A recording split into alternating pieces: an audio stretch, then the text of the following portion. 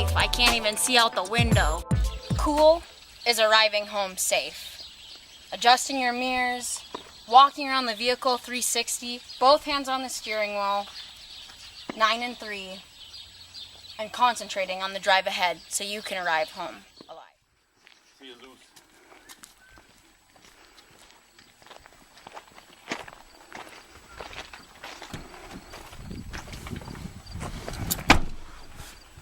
Hey, chem reps, we work after hours, not like the range and pasture do. You know, I probably should do a 360 before I leave.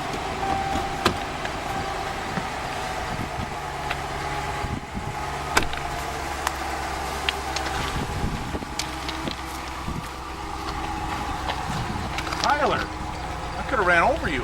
When traveling over 55,000 miles for the average sales rep in the range and pasture business, it's really important to always pay attention and watch for dogs, bears, coyotes, and any other animals on the road.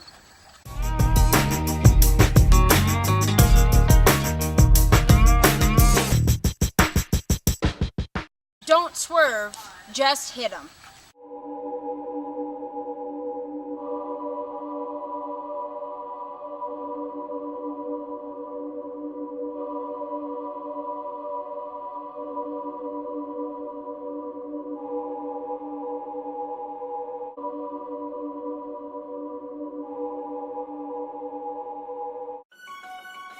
Hurricane Harvey slammed into Texas over the weekend, bringing widespread flooding, power outages, and severe destruction. Drone footage, while providing a unique bird's-eye view of the damage, captured the severity of the flooding in and around Houston.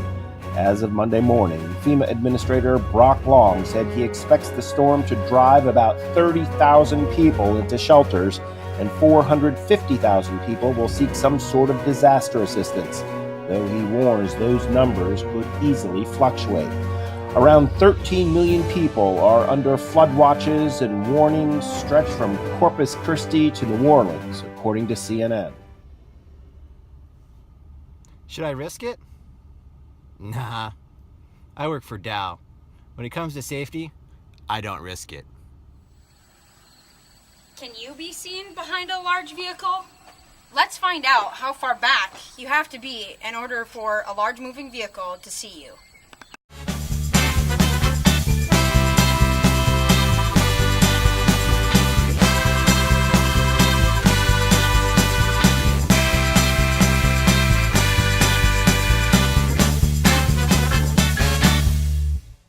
As you can tell from the inside of this vehicle and this close to this slow moving large combine, I can't see left or right, and neither can he. Now let's see how far back I have to go in order for the combine to see me in his mirror.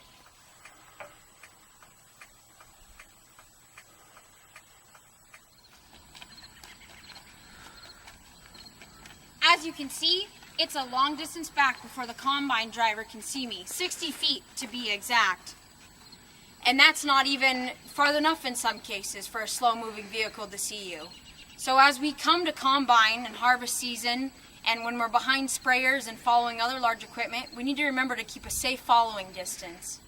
The other important thing is to keep the left driver's tire of your vehicle in line with their driver's side tire, and make sure you can see them in the mirror just as well as they can see you in the mirror.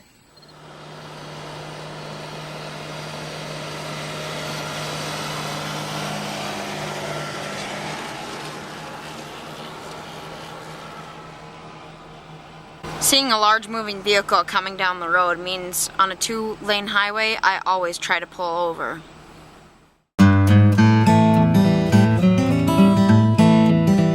Count 1, 2, 3, and we're gonna go. I'm looking left, looking right. A lot of traffic.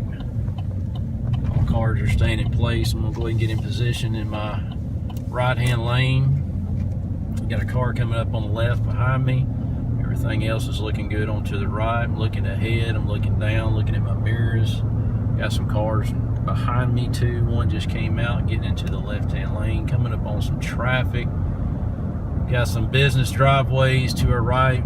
those are clear and clean, still looking ahead, keeping us safe space in between the car that's in front of me. Hey guys, how's everybody doing? Hey, just want to take a second to remind everybody, I know we're all rushing here at the end of the year to finish up, make one more stop at the end of the day, squeeze in one more customer. And I know how important that is, but the main importance is to make sure we arrive home safe. So when we're driving, we're behind the wheel of the vehicle, make sure we got our hands on the wheel, our eyes scanning the road, scanning our surroundings, being safe, making sure we get to that point B. I know even just driving down the road in the truck with us, there's a lot of distractions. We can need to adjust the GPS, even put on our sunglasses, change the radio station, maybe even grab a drink. All those little things take away seconds that count when we need to be paying attention to the road. So make sure we're aware, we're observant, we're staying focused on safety and making sure we get to point B, and therefore we're getting home safely to our families.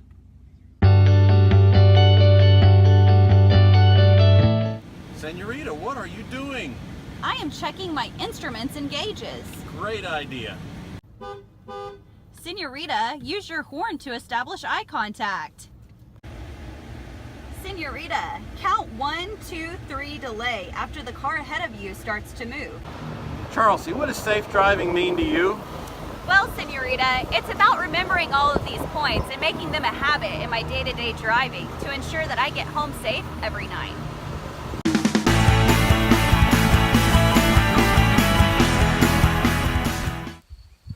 What is one of the helpful tips that you've learned through the years that helps to remind you of driver's safety, especially when you're backing?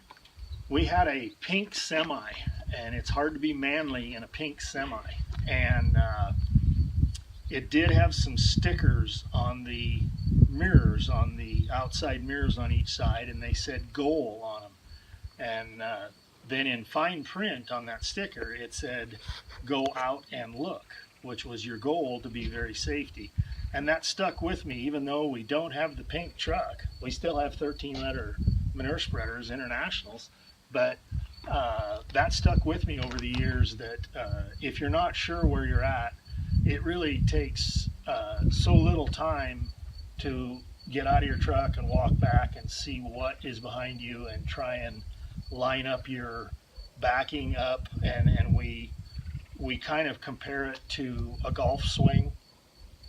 You spend quite a bit of time before you hit the ball practicing your swing. Well, why wouldn't you get out and look and try and line your truck up a little bit like a golf swing, in that you will be a lot better off, and nothing is cheap to fix anymore. So if you back into something and wreck a door or back into someone's car, there's no $300 dents anymore. There's no $300 door fixes. They're all $1,000 to $5,500. And we're what we call hot loading. We cannot do without our equipment if we would do a dumb mistake. And that's getting a little aggressive with the language, but we try and minimize. We know accidents can happen and you can get stuck and things like that, but if you back into the guy's tractor that's pushing the silage, just because you didn't have time to get out and look, it seems to me that that's kind of a worthless mistake.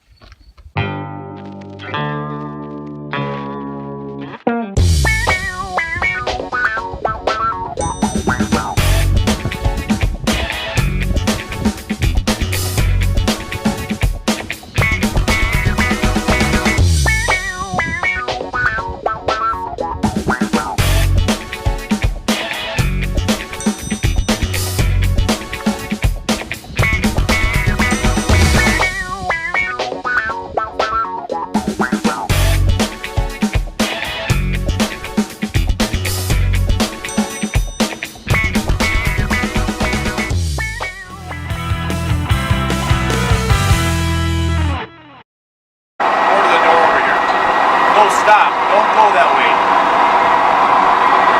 That PTO can wrap you up. You don't want to do that. Walk around.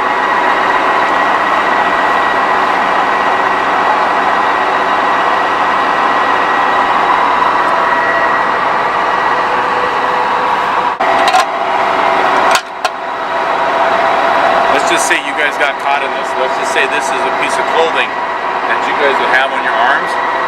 This is a protective shaft that's on there. You don't want to ever remove that because they could wrap your arm up and take you, strip your arms off. So here's, I'm just assimilate that's a piece of clothing. So watch what happens.